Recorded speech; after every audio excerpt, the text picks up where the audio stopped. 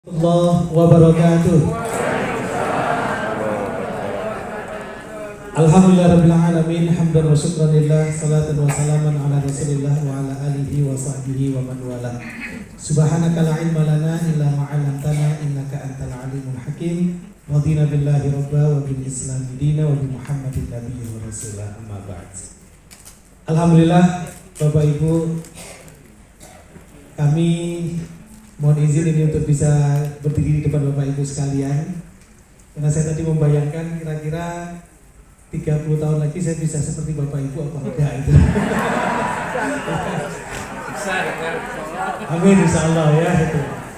Ya, karena kami juga aktif mengajar di FKUI dari 2010. Ya, pensiunnya nggak tahu kapan itu ya. Baik, Bapak Ibu sekalian, sebelum nanti kita bicara tentang beberapa hal, mungkin tidak banyak.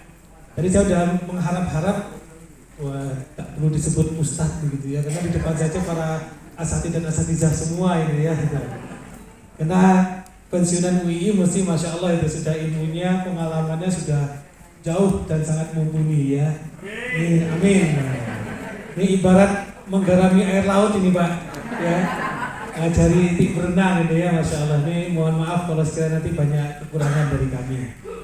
Baik Bapak Ibu, sebelum saya mulai, karena tadi kita sudah duduk agak lama ya, mungkin pada capek atau mungkin karena saking segernya udara mungkin udah mulai ngantuk-ngantuk gitu ya. Nah, saya mau tes salah satu penurunan yang terjadi pada usia lanjut itu termasuk penurunan kognitif, penurunan konsentrasi, penurunan fokus. Nah, ini nanti kita akan coba tes seberapa fokus konsentrasinya Bapak Ibu sekalian ya. Pertama saya minta Bapak Ibu ingat 3 kata yang saya sebutkan sekarang, yang boleh jadi mungkin nanti suatu saat beberapa menit ke depan akan saya tanyakan kembali ya. Gitu. Katanya tidak sulit, udah kata hari-harian yang kita dengar. 1 meja, Bapak Ibu? Meja. Yang kedua raja. Raja. Ya. Yang ketiga ranjau. Ranjau. Apa saja Bapak Ibu? Meja, raja, ranjau. Gampang ya. Meja, raja, ranjau. Sekarang biar agak bergerak. Nah, ini mohon izin Bapak Ibu. Kita stretching dulu, tapi ingat nanti tolong Bapak Ibu ya, stretchingnya mengikuti instruksi yang saya sampaikan. Gitu ya. Oke, boleh biar lebih seger, biar badannya lebih enak, boleh diangkat kedua tangannya. Ya, insya Allah walaupun aromanya semurung-berundung nggak apa-apa ya. Oke, mungkin sambil digerak-gerakkan Bapak Ibu, biar aliran darahnya lancar. Nah, sekarang sambil diputer, biar pinggangnya juga bisa bergerak, otot-ototnya bisa lemas. Nah, sambil diputer ya Pak ya, ingat-ingat terus. Sekarang Bapak Ibu sambil diputer, yuk tangan kanannya tempel di dagu. Nah, monggo di dagu gitu. Di dagu Bapak Ibu, dagu. Di dagu, masya Allah, dagu Pak. Dagunya pundi Pak, dagu. Nah, ya. Masya Allah. Ya, karena kalau dengar lansia itu kayaknya usia lanjut, terus lanjut kemana gitu ya? Maaf. Lanjut kemana Bu? Ya. Nah, lanjut jalan-jalan ya. Makanya Kemenkes pun termasuk guru kami Dr. Probo Suseno itu sekarang mencoba pakai usia senior saja. Nah, karena memang sudah senior umurnya jelas, senior pengalamannya, senior pengabdiannya, senior macam-macam ya itu. Kebijaksanaannya dan sebagainya. Itu ada Bapak Ibu yang hadir di acara waktu kami mengisi juga di Seroja. Mungkin ada ya? Nah, itu saya waktu ngisi sama Eyang Putri, nah ya, yang mungkin di Bantul tinggalnya mungkin ikut di, kita punya komunitas geriatri di RSUI ya Kak Noni ya. Nah itu namanya Seroja. Kepanjangannya apa ya Kak Noni?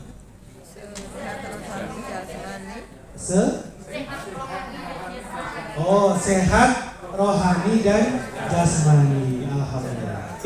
Monggo slide-nya Mas Malik.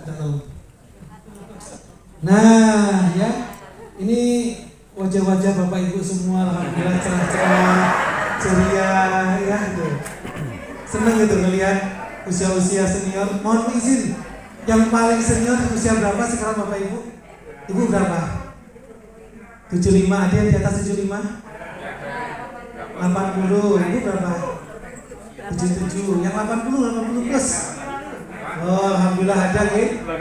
Ada lagi, masya Allah. Mbak Kakung, pinter Mbak Iswa. Oh, Pak. Berapa umurnya Pak? 77. Nah, alhamdulillah ya. Nah, kalau umurnya yang 80 itu berarti umur saya separuh beliau berarti ya gitu. Nah, masih muda ya Bu ya. Baik. Ya, di antara doa harapan senantiasa berharap bagaimana ya hidup di dunia bahagia. Yang diminta ada berapa? 3. Ternyata dunianya 1, akhiratnya 2. Rabbana atina fid dunia, dunia yang baik, kemudian fil akhirah, akhirat yang baik, dan waqina adzabannar, dijauhkan dari siksa api neraka. Jadi orang mukmin itu gak boleh hanya cukup seimbang dunia akhirat, tapi harus lebih berat akhirat daripada dunia. Nah, karena memang tujuan kita yang utama adalah akhirat, walaupun tidak mengesampingkan bagaimana hidup di dunia. Ya, setuju ya Bapak Ibu ya? Nah, tapi saya yakin semua yang di depan saya ini sudah sesuai dengan doa ini. Ya, amin, alhamdulillah. Bahagia di dunia, senang, alhamdulillah rumahnya sudah cukup bagus ya, keluarganya juga membahagiakan, anak cucu soleh-solihah ya, dengan menikmati sholat husnul khotimah. Alhamdulillah. Yuk kita lanjut slide berikutnya. Nah ini ya sudah jadi sunatullah lah ya. Allahul ladzi khalaqakum min dha'fin tsumma ja'ala min ba'di dha'f quwwah. Jadi kita itu memang sunatullahnya dulu lemah, kemudian dari lemah itu dijadikan kuat. Dulu bayi, dulu anak-anak belum punya kemampuan otot yang kuat, jadi remaja, dewasa, kuat fisiknya, tapi ternyata setelah itu summa ja'ala min ba'di quwwatin dha'fan wa syaibah. Kita dijadikan lemah lagi, ya. Jadi memang sudah sunatullah. Jadi kalau dokter tanya, "Dok, ada obatnya enggak untuk orang tua ini?" Jawabannya apa Bapak Ibu? Enggak ada. Ya. Walaupun saya ada istilah anti aging, anti penuaan, ya. Mungkin secara tampilan kita memang harus tetap punya semangat yang muda, ya. Karena prinsip orang muda itu adalah selalu berpikir ke depan. Dan itu sesuai dengan amanat Al-Quran. Orang-orang beriman itu ya ayyuhalladzina amanu taqullah wal tanzur nafsum ma qaddamat. Jadi orang beriman mau dia muda tua itu harus selalu visioner, harus selalu berpikir ke depan. Nah, jadi walaupun Bapak Ibu usia-usia sudah senior, tetap insya Allah saya yakin dari wajah-wajah itu adalah wajah-wajah yang luar biasa ini, wajah ahli surga. Amin. Dan ternyata memang sudah digariskan oleh Rasulullah juga ya, umurnya umatku ini ya 60 sampai 70 lah. Kalaupun lebih dari itu ya cuma sedikit bonus ya. Rasulullah saja wafat dalam usia 63 tahun, hitungannya itu hijriah ya itu. Jadi kalau dihitung masehinya lebih kurang dari 63. Nah, kalau kita lihat itu Bapak Ibu, kalau dulu kami juga belajar, dan saya yakin Bapak Ibu ini sudah garisnya dan benar ya. Jadi kalau 60 itu dibagi 3, 20, 20, 20 nanti nih. 20 pertama adalah bekal. Ya, anak-anak kita, cucu-cucu kita betul-betul 20 tahun pertama sudah harus siap itu bekalnya.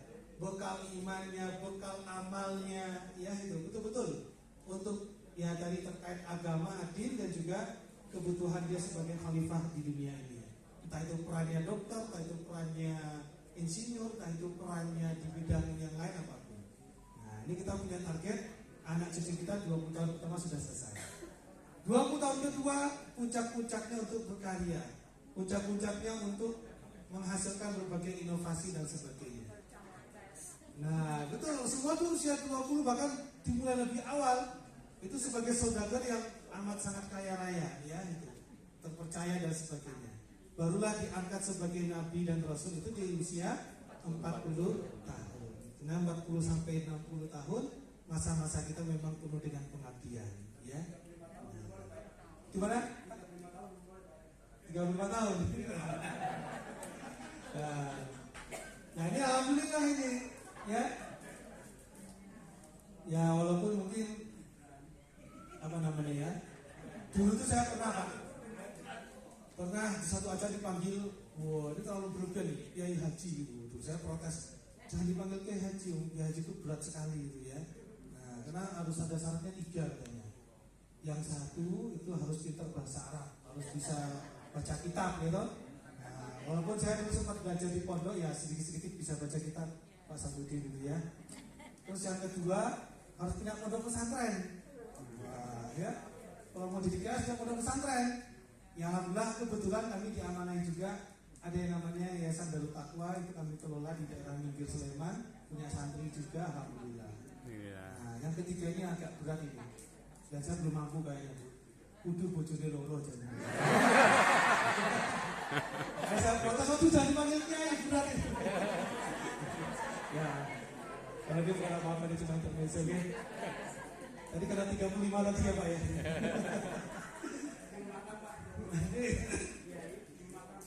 Baik Bapak Ibu.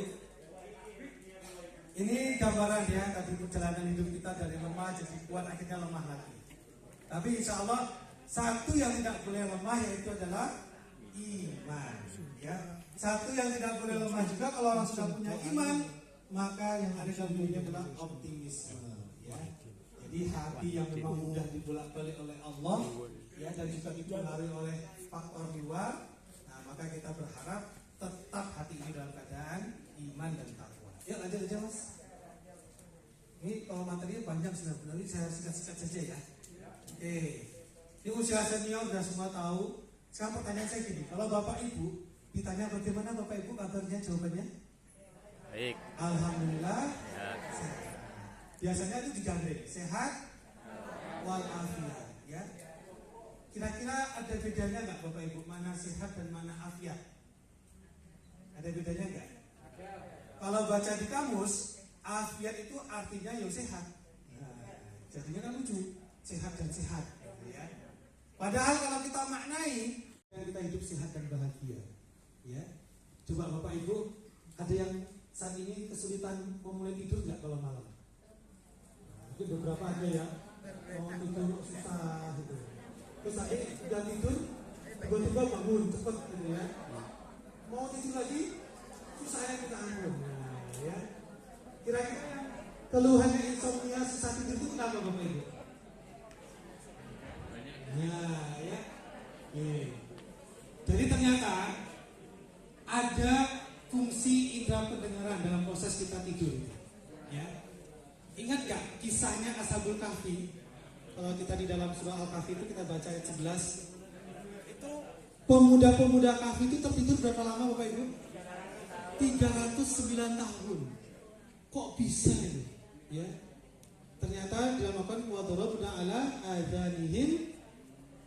Lanjutannya fi sinina abada ya. Ternyata Allah itu membuat mereka tertidur dalam gua bukan dipejamkan matanya, bukan sekedar apalagi dibuat capek itu ya enggak, tapi karena Allah tutup kedua telinga mereka. Nah itu ya. Jadi kalau kita itu mau susah tidur, coba dicek. Ini ada yang didengarkan enggak di telinga kita? Nah ya. Didengarkan itu baik yang betul-betul terdengar ataupun ya bayang-bayang atau apapun yang selalu kemudian jadi pengganggu kita untuk memulai tidur. Ya. Dan ternyata Masya Allah ini telinga, jadi mengusap telinga ketika dalam wudhu itu kan memang bukan anggota wajib wudhu ya Bapak Ibu ya, termasuk sunnah wudhu. Tapi kalau kita lakukan secara istiqomah dengan baik dan sempurna, Masya Allah itu. Ya. Ternyata di daun telinga ini, ya mohon maaf ini karena memang sudah kita semua manusia dewasa, kita termasuk organ yang sensitif. Ya, termasuk dalam hal kaitannya dengan hubungan seksual itu juga termasuk hal yang meningkatkan ya gairah ataupun libido. Nah, ini luar biasa. Daun telinga kita ini punya saraf yang jumlahnya dibandingkan dengan jumlah saraf yang di wajah yang penampangnya lebih luas itu jauh lebih banyak dan lebih sensitif. Dan ini dilewati 4 saraf penting.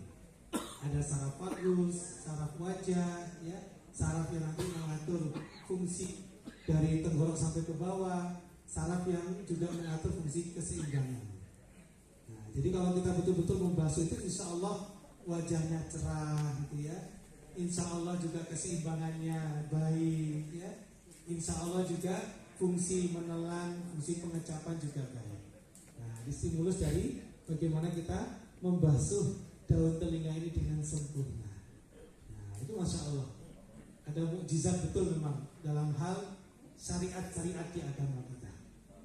Nah, ini kita syukuri. Maka sebagai penutup Bapak Ibu, karena pendengaran itu sangat-sangat mempengaruhi diri kita, karena dia menjadi jalan input, maksudnya informasi yang sulit kita kendalikan. Bapak Ibu nggak senang sesuatu untuk melihat, bisa merem. Nah, ya, bisa dialihkan pandangannya. Tapi kalau telinga gimana? Nggak bisa. Anda pun ditutup, masih bisa dengar nggak Bapak Ibu? Masih, ya itu.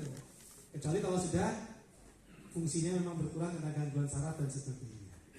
Nah, jadi pilihlah apa yang kita dengar, ya.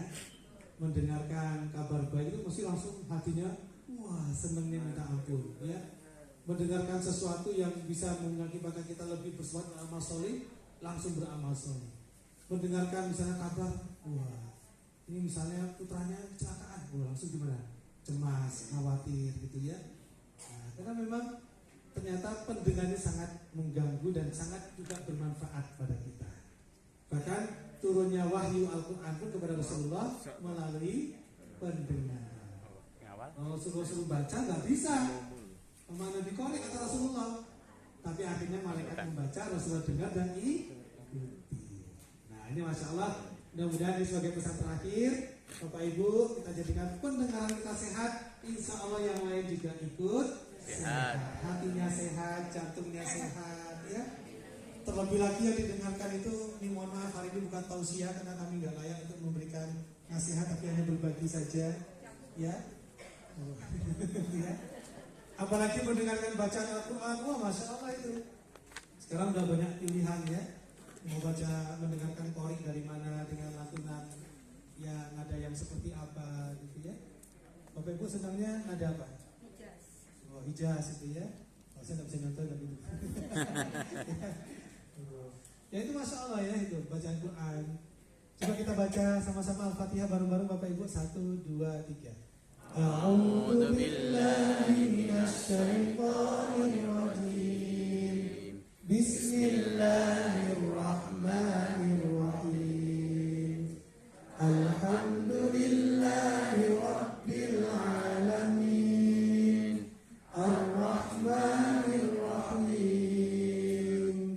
Maliki yaumiddin. Iyyaka na'budu wa iyyaka nasta'in. Ihdinas siratal mustaqim.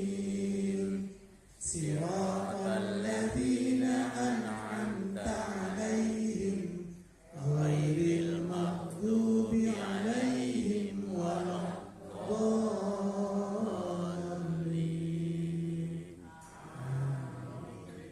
Yang mendengarkan, membaca, dan lebih dari itu, insya Allah setiap huruf Al-Quran ada kebaikan. Dengan membaca Al-Quran maka kita akan ingat dengan Allah. Ala bidzikrillah tatmainnul qulub, hatinya jadi senang. Kalau ingat selalu pada Allah, maka itulah menjadi jalan kita untuk senantiasa bersyukur. Nah, Allah perintahkan, ya itu. Wazkuruni azkurkum waskuruni wala takfurun. Nah, insya Allah Bapak Ibu, mudah-mudahan kita semua senantiasa sehat walafiat. Amin.